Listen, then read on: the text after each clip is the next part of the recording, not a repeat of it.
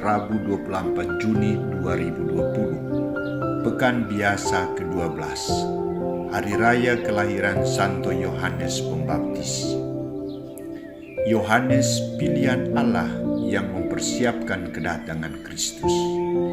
Bacaan pertama dari Yesaya bab 49 ayat 1 sampai 6.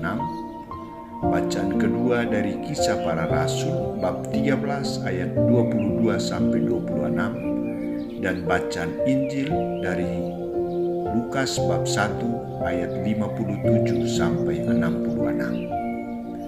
Saudara-saudariku terkasih, dalam mewujudkan rencana keselamatannya, berbagai cara akan dipergunakan Allah untuk mencapai tujuan dan pekerjaannya, yakni untuk mendatangkan kehidupan kekal bagi manusia.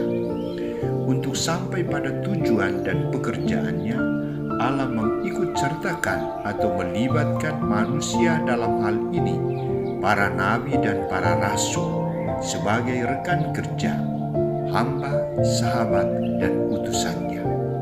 Mereka ditentukan dan dipilih oleh Allah sendiri. Umat beriman yang terkasih, Nabi Yesaya mengungkapkan dirinya sebagai hamba Tuhan yang dipilih dan ditentukan Allah sejak dalam kandungan ibunya.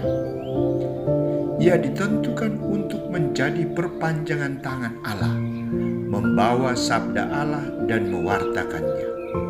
Sabda Allah yang diwartakan Nabi Yesaya bertujuan untuk memberikan kritik kepada mereka yang tidak bersikap benar dan adil, membawa damai sejahtera dan terang bagi bangsa-bangsa sampai ke ujung bumi. Keselamatan yang bersumber dari pewartaan sabda Allah harus menjangkau semua manusia, suku, bahasa, dan bangsa. Umat beriman yang terkasih, dalam Injil, Santo Lukas menunjukkan keterlibatan dan peran Allah dalam pemberian nama kepada Yohanes dan reaksi yang muncul dari pemberian nama itu. Pertama, pemberian nama. Namanya adalah Yohanes. Nama Yohanes ini sudah ditentukan oleh Allah dan disampaikan kepada Sakaria. Jangan takut, hai Sakaria, sebab doamu telah dikabulkan dan Elisabet istrimu akan melahirkan seorang anak laki-laki bagimu dan harus engkau menamai dia Yohanes.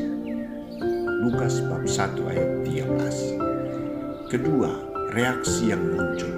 Sakaria sungguh taat pada sabda Allah, maka ketika ia menuliskan nama Yohanes, terbukalah mulut dan terlepaslah lidahnya, lalu ia berkata-kata dan memuji Allah. Reaksinya adalah, menjadi apakah anak ini nanti, sebab tangan Tuhan menyertai dia. Saudara-saudariku terkasih, dalam Kisah Para Rasul, Yohanes Pembaptis tampil untuk memberikan jawaban atas pertanyaan, menjadi apakah anak ini nanti, sebab tangan Tuhan menyertai dia.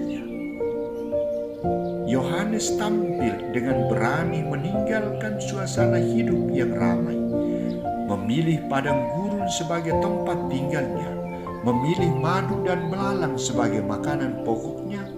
Pakaiannya adalah jubah bulu halus, ikat pinggangnya kulit, dan fokus utama pewartaannya adalah mengajak umat untuk bertobat dan dibaptis sebagai persiapan kedatangan Yesus Kristus.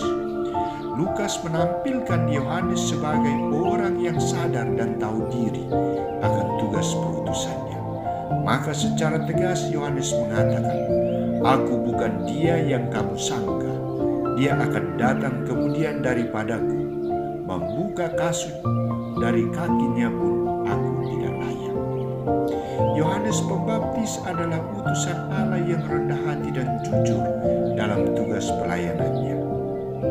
Saudara-saudariku terkasih, kita semua pilihan Allah seperti Nabi Yesaya dan Yohanes Pembaptis.